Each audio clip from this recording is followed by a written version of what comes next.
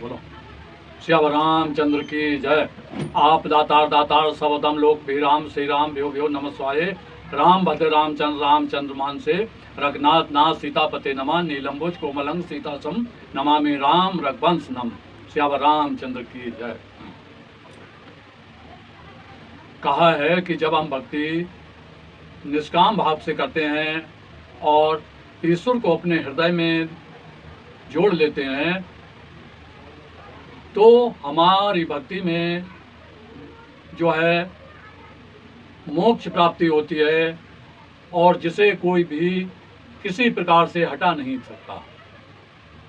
कहा कि जब हमारा मन इंद्रियों से हटकर 9 इंद्रियों से जब प्रेरक हो जाता है और मन जुड़ जाता है, वासनाओं से इतर हो जाता है, तो मन जो है वो गंगा में नहाने से निर्मल हो जाता है, जिसे ब्रह्म जो हमारी 2 आंखें हैं चमड़े की, इनसे ऊपर हमारा 10वां द्वार है जो ब्रह्मरांध शब्द जैसे सतखंड भी कहा गया है।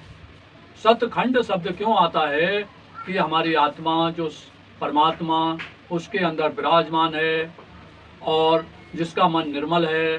प्रभु राम ने भी कहा कि निर्मल मन मुझे अतिशय भावा, कि जिसके अंदर छल कपट क्या नहीं है ऐसा निर्मल मन मुझे बहुत भाता है, ये प्रभु राम ने कहा।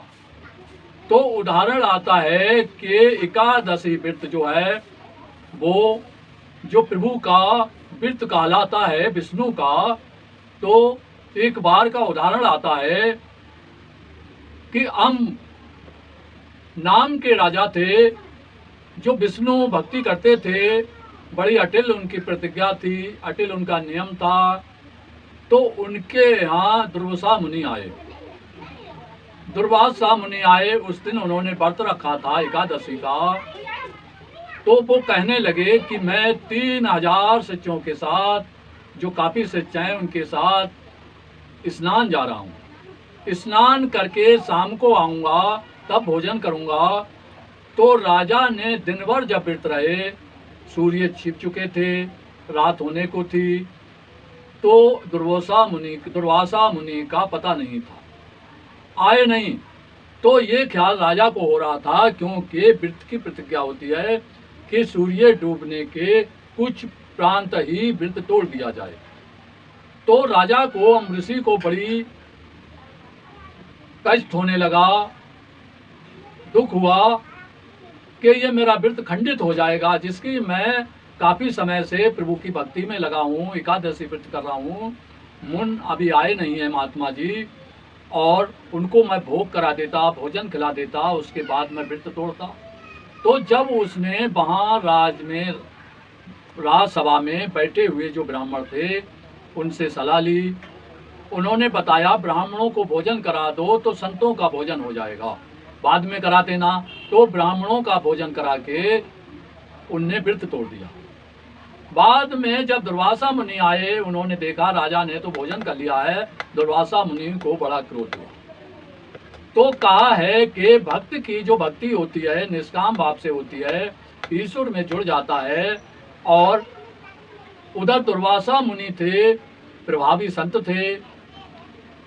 कारण क्या कि उन्हें क्रोध आया था बहुत। जब काफी क्रोध आया तो उन्होंने बालों को पकड़कर झींटना चालू कर दिया, उखेड़ना चालू कर दिया। क्यों कि शिव के वरदान से, शिव की ऊर्जा से दुर्वासा मुनि का जन्म हुआ था। तो जब उन्होंने जटा को उखेड़ कर झींटा तो उनकी जटा से कृतिका नाम की जो राक्षसी थी उत्पन्न हो गई। कहने लगी महाराज बताओ क्यों बुलाया। कहने लगे राजा जो अम्बरीश है उसका वध कर दो, उसे जलाकर भस्म कर दो। तो कृतिका जो राक्षसी उनकी तरफ दौड़ी, आग की लपटें निकल रही थी, पूरा शरीर जल रहा था। तो वो लपटों को आगे को लेकर उनके पास दौड़ी। जब अम्बरीशी ने देखा कि कृतिका सामने आ रही है, मुझे जला देगी, भस्म कर देगी, तो बैठकर उन्होंने प्रभु विष्णु को कहा प्रभु मुझे बचाइए, ये दानवी जो राक्षसी है मुझे भस्म कर देगी। मेरी कोई खता नहीं है, गलती नहीं है, क्योंकि शाम को व्रत पूर्ण हो गया था। और मैंने ऋषि से भी कहा कि व्रत सबको आ जाना, नहा करके व्रत जब समाप्त होगा तो भोजन कर लेना। उन्होंने नहीं किया और काफ़ी रात के बाद आए और मैंने व्रत जब उनसे प्रार्थना की, उन्होंने स्वयं कहा नहीं की और व्रत भी मेरा जो था वो टूटने के कगार पर था। मैंने बचाया, भोजन कर लिया, इसमें मेरी कोई ऐसी खता नहीं है। तो जब उन्होंने विष्णु से प्रार्थना की, उन्होंने दया कर अपने भक्त को बचाने के लिए सुदर्शन चक्र छोड़ दिया। वो सुदर्शन चक्र कृतिका की ओर दौड़ा और उसने कृतिका का गला काट करके कृतिका को समाप्त कर दिया। मगर यही नहीं थमा, वो सुदर्शन चक्र जो था वो दुर्वासा मुनि की ओर झपटा। तो दुर्वासा मुनि ने सोचा कि ये मेरा वध कर देगा, मुझे छोड़ेगा नहीं, क्योंकि मैंने प्रभु की भक्त की अवहेलना की है, प्रभु को भक्त को दुख दिया है, क्योंकि मैंने नीच समझा नहीं, क्योंकि ये प्रभु की भक्ति कर रहा था और मैं इसे कष्ट दे रहा हूँ। जो जैसे पूरे संसार का मालिक जो है उसके भक्त को कोई कष्ट नहीं दे सकता, तो आज मैं कष्ट दे रहा हूँ। तो ये जानकर जब वो सुदर्शन चक्र उनके गले काटने के लिए, वध करने के लिए दौड़ रहा था और वो घबराकर ब्रह्मा जी के पास गए। ब्रह्मा जी ने कहा कि प्रभु हरि के द्रोही को मैं बचा नहीं सकता, आपकी रक्षा नहीं कर सकता। ये सुनकर वो वहां से चले गए, शिव के पास आए। शिव ने कहा कि मम भक्त प्रभु द्रोही कहावा, वो नर सपने में ना भावा, कि मेरा भक्त और विष्णु का द्रोही और विष्णु का भक्त मेरा द्रोही। ये रामायण में भी कहा गया है, शिव पुराण के अंदर भी कहा गया है। आज क्या होता है, कोई राम का भक्त बन गया तो वो शिव से द्रोह करने लगा और शिव का भक्त बन गया तो राम से द्रोह करने लगा। तो ये भक्ति नहीं है, ये भक्ति से कोई लाभ होने वाला नहीं है। तो उन्होंने, शिव ने मना कर दिया कि विष्णु ने सुदर्शन चक्र छोड़ा है, मैं इसे रोकूंगा, अधर्म होगा, मैं रोकने में सक्षम नहीं हूँ, क्यों कि जिसकी भक्त का अनादर किया है उनके ही पास जाओ।